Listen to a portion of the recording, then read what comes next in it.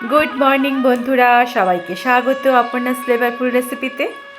আজকে আমরা দুজনেই সকাল সকাল চলে এসেছি নিজেদেরই বাগানের পাট পাতা তুলতে। দেখুন কি দারুণ, কত সুন্দর এই পাট পাতাগুলো হয়েছে। তাই ভাবলাম সেটা নিয়ে একটা ছোট্ট ভিডিও তুলে আপনাদের সাথে শেয়ার করলে কেমন হয়। চারিদিকটা কেমন সবুজ হয়ে উঠেছে, তাই না? বৃষ্টির জল পড়ে গাছগুলো যেন তার সমস্ত মলিনতা কাটিয়ে উঠেছে। পাট শাক, ওই যে লম্বা লম্বা পাতাগুলো। হ্যাঁ, অলরেডি আমি একটু বাজার যাবো না, হ্যাঁ, পোকার ওষুধ দিয়ে দেবো, বলবে তো দোকান থেকে নিয়ে আসবো, নিয়ে এখানে ছড়িয়ে দিলে পাট শাকগুলি খেতে পারবে। এগুলো পাঁচশো। বাগানের পাট পাতা। আমি তো তুলে দিচ্ছি, এবার তুমি কি খাওয়াবে সেটা বলো। বলো, তুমি পাট পাতা দিয়ে কি খেতে চাও? পাত পাতা দিয়ে আমার সবচেয়ে ভালো লাগে বড়া। বড়া? তাহলে বড়াই করবো, কিন্তু অনেকগুলো পাট পাতা। আর কি রান্না হয়? আর পাট পাতা দিয়ে ডাল করে, ছোলার ডাল করে, বা যে কোনো ডাল করে, মুগ ডাল দিয়েও করে, মুসুর ডাল। অত সব দরকার নেই। বা পাট পাতা ভাজাও করে, বুঝলে, আলু দিয়ে আচ্ছা, পাট পাতা ভাজা। দেখো, হঠাৎ করে আবিষ্কার করলাম, বলো, আরে এত পাট পাতা হয়ে গেছে।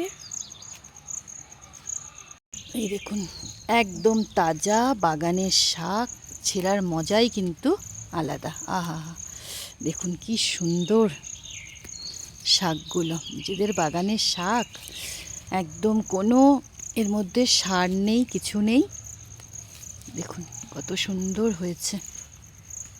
এই দেখুন, তাজা শাক একদম।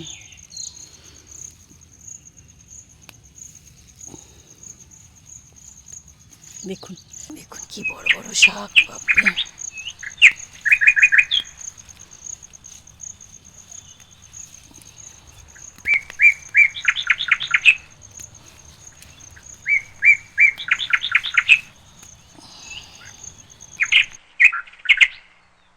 তোমাদের সাথে শেয়ার করব এই সুন্দর পাট পাতার পাতুরি।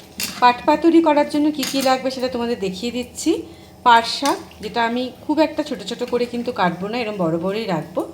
আর তার সাথে দিয়ে দেব হচ্ছে নুন আর হলুদ। আর এইখানে দিয়ে দিয়েছি পেঁয়াজ কুচি, কাঁচা লঙ্কা কুচি, আর একটুখানি আমি মুসুর ডাল, এটা হচ্ছে মেইন। মুসুর ডাল হচ্ছে পেস্ট করে নিয়েছি, একটু ভিজিয়ে রেখেছি 3-4 ঘন্টা, তারপরে একটু জল দিয়ে পেস্ট করে নিয়েছি। এইভাবে পাট পাতাটাকে আমি 2-3 বার করে ভালো করে ধুয়ে একটু এরকম করে চিপে নেব, একটু জল না থাকে।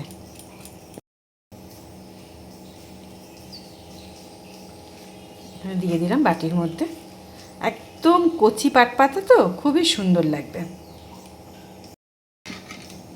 এভাবে সব পাট পাতাগুলোকে আমি এমন করে চিপে দেব। এইবারে আমি এর মধ্যে দিয়ে দেব নুন আর হলুদ পরিমাণ। এবারে ভালো করে এটাকে চটকে নেব। এত কচি নরম পাতা, এটাকে কাটার কোনো দরকার নেই। আর পাট পাতা তো সবসময় নরমই হয়, তাকে কাটার কোনো দরকার নেই। দেখুন এভাবে সুন্দর করে একটু সামান্য চটকে নেব। তো হয়ে গেল চটকানো। এবারে দিয়ে দেব পেঁয়াজ কুচি, অল্প করে দেবো কারণ পাট পাতা তো অল্প। কাঁচা লঙ্কা। এইবারে দিয়ে দেবো মেইন জিনিস, যেটা নাকি মুসুর ডাল। এটাই কিন্তু এখানে মেইন জিনিস। তাহলে বন্ধুরা, পাট মসুর পাতুরি করার জন্য আমি কী কী দিলাম? পাট শাক, যেটা নুন আর হলুদ দিয়ে একটু চটকে নিলাম, আর দিলাম পেঁয়াজ কুচি, কাঁচা লঙ্কা কুচি, আর মুসুর ডাল বাটা। এইবারে সবগুলিকে আমি মেখে নেব, যেভাবে বড়া ভাজে না, কিন্তু বড়া তো আপনারা সাধারণত চালের গুঁড়ি আর বেসন দিয়ে ভাজেন, কিন্তু এইটা করে দেখবেন এত সুন্দর লাগে না খেতে, গরম ভাতে দারুণ সুন্দর কিন্তু এই নিরামিষি রান্না। তো চলুন আস্তে আস্তে ভাজতে থাকি। তেল বসিয়ে দিয়েছি, তেল গরমও হয়ে গেল। তেল গরম হয়ে গেছে, এবারে আমরা ছোট ছোট করে বড়া ভাজবো। অনেকেই হয়তো এই রেসিপিটার সাথে পরিচিত নন, কারণ সবাই তো আমরা সাধারণত চালের গুঁড়ো অথবা বেসন দিয়ে কিন্তু আমরা এই বড়াটা ভেজে থাকি, কিন্তু কখনো যদি মুসুর ডাল বেটে এই বড়াটা করেন দেখবেন খেতে কিন্তু একদম অন্যরকম লাগে।